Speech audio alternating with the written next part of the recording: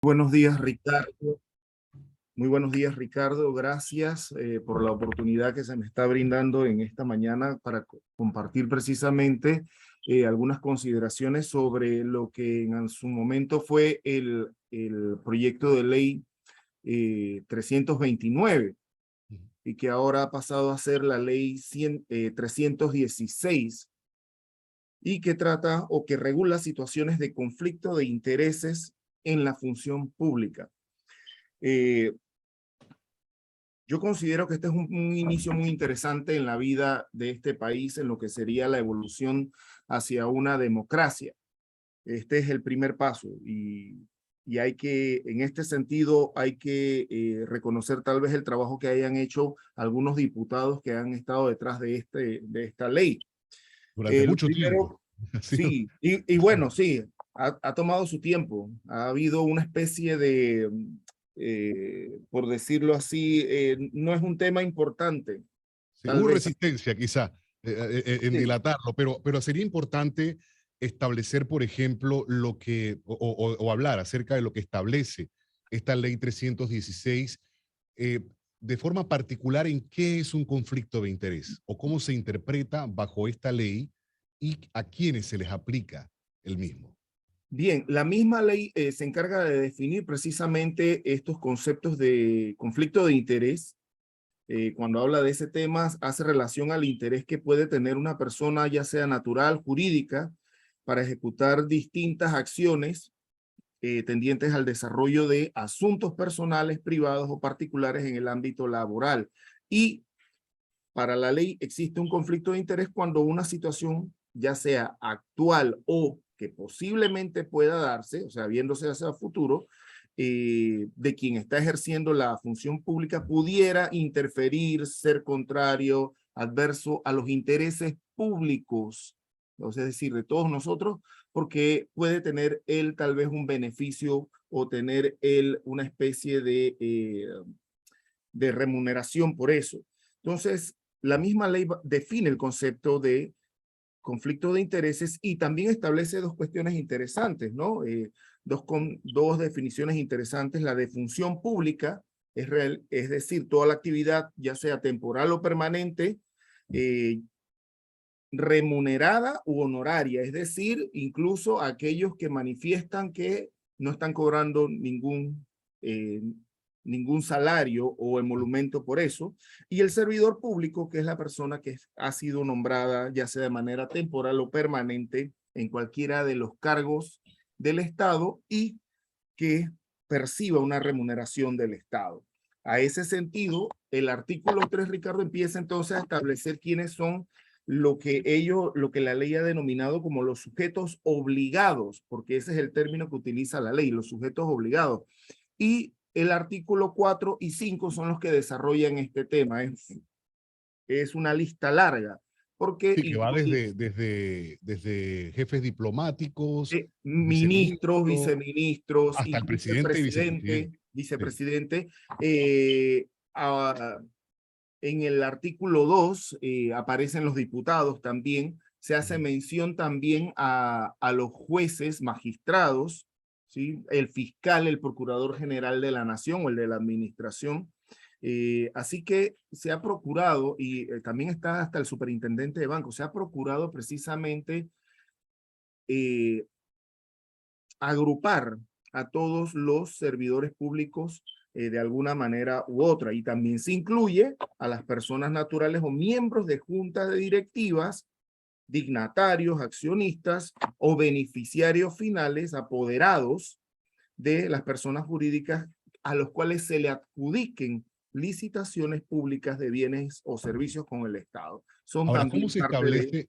cómo se establece, por ejemplo, el licenciado Teira, el hecho de poder tener previamente un conocimiento de en qué áreas podría tener conflicto de interés un funcionario de estos niveles? O sea, por ejemplo, hay una declaración jurada, hay un informe que se tiene que presentar de este negocio, de este vínculo, de esta Lo relación. primero, sí, lo primero que establece la ley es la obligatoriedad que tienen todos estos servidores públicos o los que están ejerciendo una función pública de poner en conocimiento.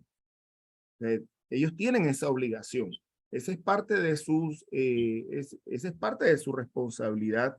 Y lo segundo de eso es que los que van a ejercer un cargo público por ley, y eso está más adelante en el capítulo 3, a partir del artículo 17, lo que se denomina la declaración jurada de intereses particulares. Todos estos servidores públicos o los que ejercen función pública están obligados a rendir una declaración jurada, los que van a ejercer cargos públicos en un plazo improrrogable de 30 días hábiles a partir de la toma de posesión del cargo. Y la ANTAI es la que es el ente fiscalizador y es el ente que debe precisamente después verificar esa información que está en la declaración jurada, que se rinde ante notario público. Está de más decirlo.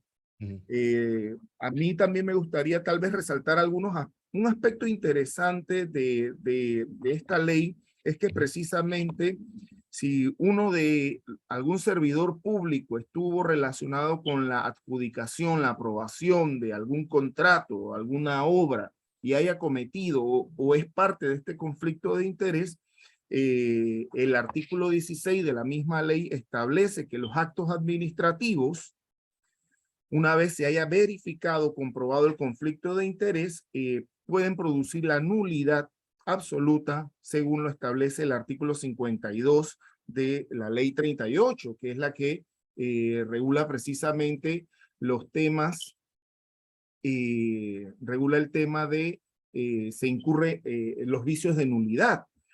Es curioso porque el artículo 52 de la ley 38 habla de que se anula el acto administrativo, son 5 causales, y solamente menciona el artículo 52, pero dejaron por fuera para mí el artículo 53, que me parece importante también dentro de la ley 38, que el artículo 53 también establece que se puede producir la nulidad, incluso en lo que se denomina en la bibliografía del derecho administrativo como la desviación de poder. Es decir, cuando se realiza una obra, pero esa obra no es realmente para beneficiar a la saca comunidad. dividendos No, bueno, el ejemplo clásico de las aulas de clases es precisamente, oye, se ha construido una hermosa carretera que va a determinada playa. Bueno, pero es que en determinada playa vive el viceministro tal. O sea, Claro, de eso es se un trata. conflicto de Pero bueno, interés esa es desviación evidente de... porque es un beneficio directo, claro. Ese es un tema de desviación de poder, ¿no? Pero me parece Ahora, curioso que solamente se sí, hable del artículo 52 cuando el 53 también nos establece una interesante causal que es la desviación de poder. Entonces, esta declaración la tienen que rendir dentro de los 30 días y sí, la ANTAI es el ente que tiene que fiscalizar eso. Es curioso porque en otro aspecto, el artículo 18 establece lo que debe contener esa declaración. Además de las generales, pues debe decir cuáles son todas sus actividades profesionales, financieras, si recibió alguna donación o alguna especie de dádiva dentro del último año calendario de empresas o personas que no son realmente familiares de él, cualquier otra relación de trabajo empresarial, pero el detalle está en el último párrafo. Adicionalmente, los sujetos obligados al efectuar la declaración podrán declarar voluntariamente todas otras posibles fuentes. claro. Y aquí Esa- la ley está dejando un margen de podrá, no es obligatorio. son los Entonces, vacíos esos que siempre, luego a son la los vacíos interpretación queda. exactamente. Ahora, antes que el tiempo ya nos venza, el licenciado, hablemos de el no cumplimiento a la norma que establece. Bueno, sí, ya que la ANTAI es el agente fiscalizador, hay un régimen sancionador y el régimen sancionador lo podemos dividir en 2 aspectos. Uno, las sanciones que se hacen por violación o infracciones que están relacionadas a la declaración jurada, y la segunda tiene que ver precisamente cuando la ANTAI a través de una resolución motivada, establece que ese servidor público o esta persona que está ejerciendo una función pública ha cometido un conflicto de interés. Así que son dos situaciones, ¿no? Entonces, la que está relacionada con infracciones relacionadas con la declaración jurada, pues son sanciones pecuniarias. Aquí el tema está que cuando se hace, en el caso de una información falsa, es decir, yo falseo mi declaración jurada, no solamente voy a tener una sanción pecuniaria, sino que también hay repercusiones penales, porque estamos hablando de que es una La declaración intención, jurada y eso está penado por la ley. ocultando, Aquí el claro. tema es que el ANTAI tiene que remitir un informe al agente nominador, es decir, al superior jerárquico de este servidor público para la sanción correspondiente. Claro. El tema está, en el caso de los diputados, mi estimado, pues sabemos que eso tiene que ser, si está relacionado con una denuncia penal, tendrá que ir a la A Corte la Suprema corte, de Justicia. exactamente, es la Exactamente. instancia. Y Y ya aquí, sabemos. y aquí está todo este Pero tema, bueno, todo este, interesante. todo este tema. Y en cuanto Claro. a la segunda, que está relacionado con un conflicto de interés, hay todo un procedimiento, hay un recurso de reconsideración y después de eso se agota la vía, la vía gubernativa. A mí lo que lo que me llamaría la atención es precisamente es que esta ley se venga a convertir ahora como en el presupuesto procesal para iniciar algún tipo de proceso penal contra, por ejemplo, los diputados o el caso de los magistrados. Claro. Aquí está ese temita. Ahí hay una especie de discusión interpretativa, como El siempre. escollo siempre. La misma Siempre. vuelta. Y finalmente, porque yo sé que el tiempo nos está comiendo, la ley permite también precisamente que las instituciones públicas puedan, si establecen algún tipo de reglamentación, se aplicaría la de ellas. ¿En qué sentido? La ley prohíbe claramente que los servidores públicos reciban un doble salario, pero Claro. establece la viabilidad de que, o excepcionalidad, si la ley permite esto. Entonces tal vez nos vamos a encontrar con que tenemos una ley que regula una prohibición, pero establece que si hay excepciones legales, entonces vamos a estar tal vez viendo varias leyes por ahí aprobándose en donde se permita esta situación y quedamos en nada.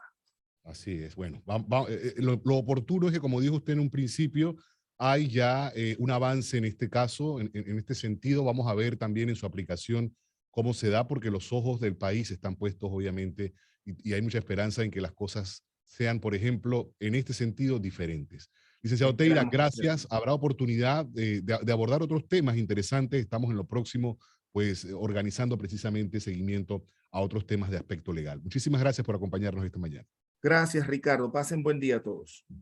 Bien, son las 8:39 de la mañana, momento de nuestra siguiente y última pausa. Al regresar, compartimos buena noticia. Ya regresamos con más información en tu noticiero Panamá Hoy.